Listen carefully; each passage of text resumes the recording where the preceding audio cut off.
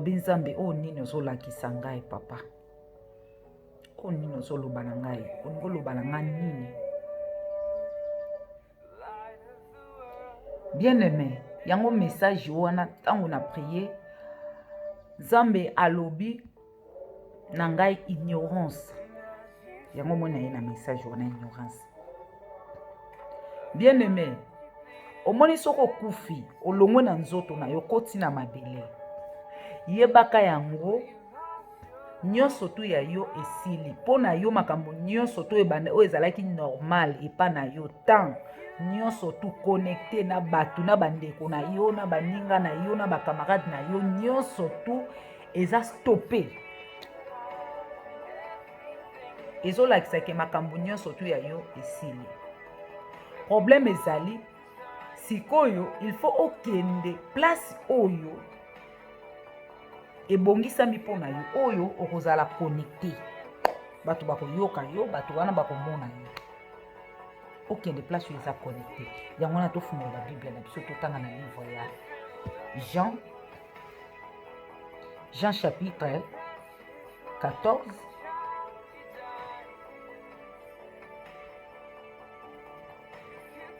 verset 6. Totanga verset 6 à 7. Jésus lui dit, je suis le chemin, la vérité et la vie. Nul ne vient au Père que par moi. Si vous me connaissiez, vous connaîtrez aussi mon Père. Et dès maintenant, vous le connaissez et vous l'avez vu. Tu comprendre? Toto bande. Est-ce que tu comprendre? Toto bande l'alerte. Bien aimé, ça clair. Jésus-Christ a l'obéi. Je suis le chemin, la vérité et la vie.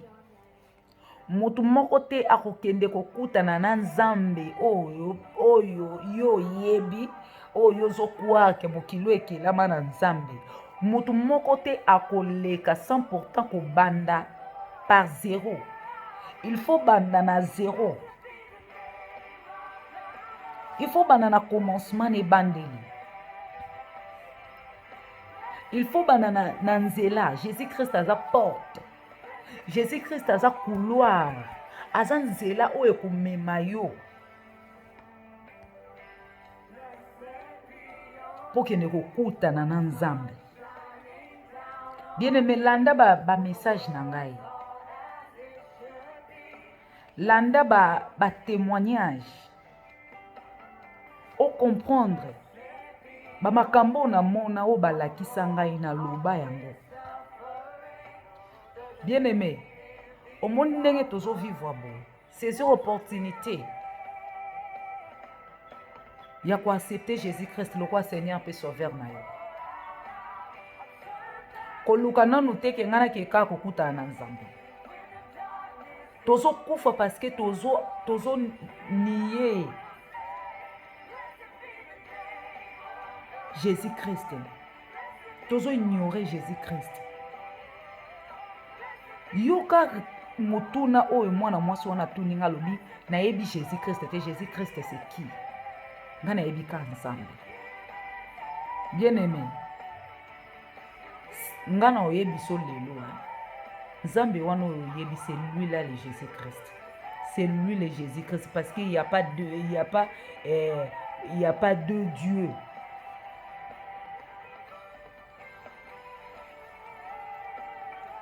Banzambe baami balete. Il n'y a qu'un seul Dieu. Jésus-Christ, c'est lui le Dieu. C'est lui le Père. C'est lui le chemin. À se révéler tant que fils. À se révéler tant que chemin. Po zongisa bana na esika bautaki. Tobunga ki dès le commencement. À cause de ma béoto salaki. Tobunga ki dès le commencement.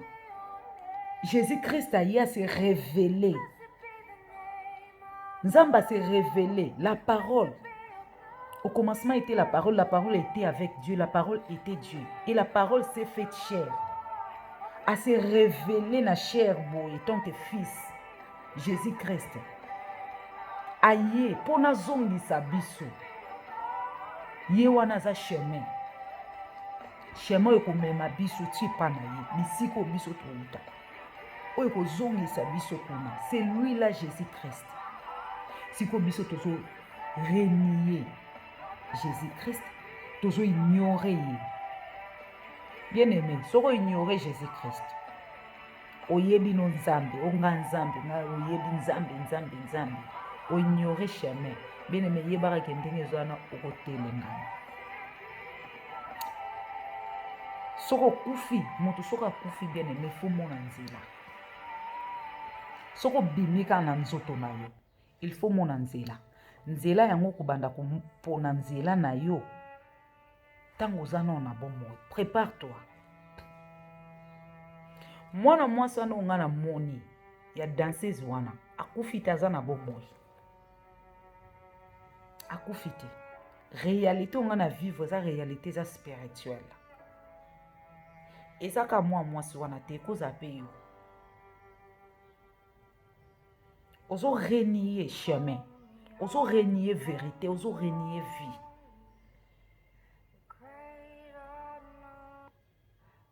Na yoka ba misu baloba ko nzambe ya batu mwindo, o nzambe ya ba mindele. Bien aimé, il y a pas nzambe ya batu mwindo, il y a nzambe ya ba mindele.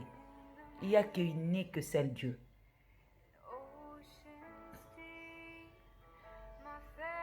Le Dieu créateur. La parole s'est faite chair. La lumière où est kolongo la biso na molili.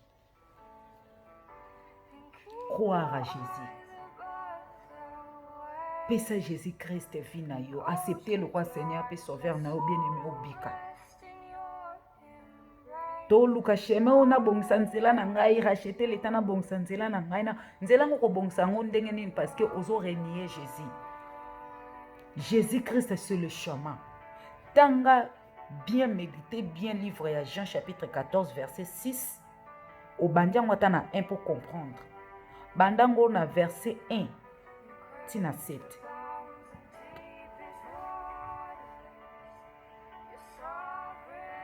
Pour comprendre.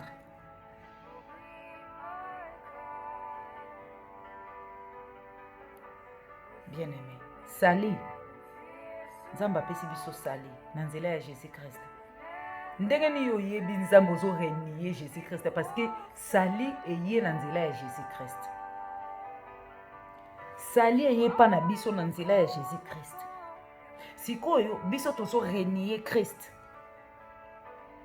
To rejeter Christ.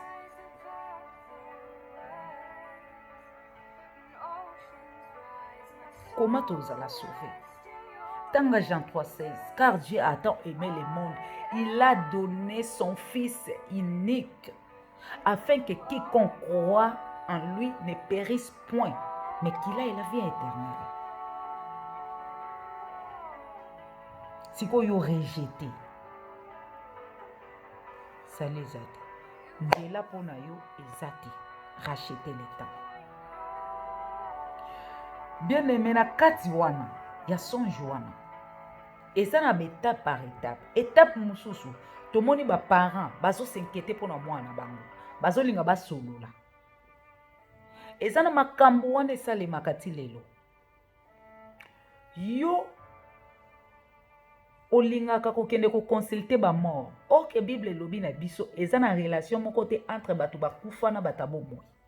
Eza na batu bisusu ti lelo bakendaka ko consulter batu bakufa. Okende ko solola na moto akufa. Papa okeyo tiki biso. Pona nino memaki biso te. Tela siko biso tokotika ko souffrir. Papa batelela biso. Ayo kei. Kengelela biso. Talaka bana. Papa misala na biso fungwama. Ozoloba na moto akufi. Oza kutina capacité kutu te ya kolongwa na ndaku place azalaki akoma ti place obokomisi wana. Il faut botomboler ya kotombola. Asana capacité te ya ko se défendre. Il faut botomboler ya kotombola boya ko coacher na kati ya libulu. ye moko aza na makoki kutu te ya kozwa ndenge bokoti na kati ya libula na mizwa mabele mifinika fo bino bozwa mabele bofinika ye me bozosenga aide epai ya moto oyo aza esu na bomoi te oyo aokoma ne pourriture azokoma eloko ya kopola ti lelo eza na bato oyo baadresaka bakendaka koadrese baparole na bango kopesa bamessage na bango epa baoyi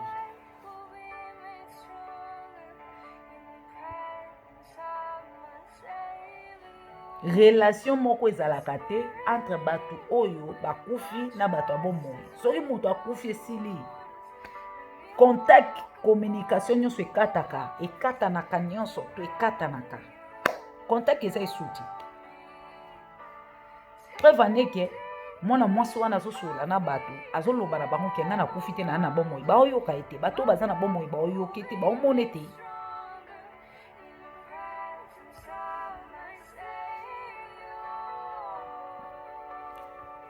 deuxième point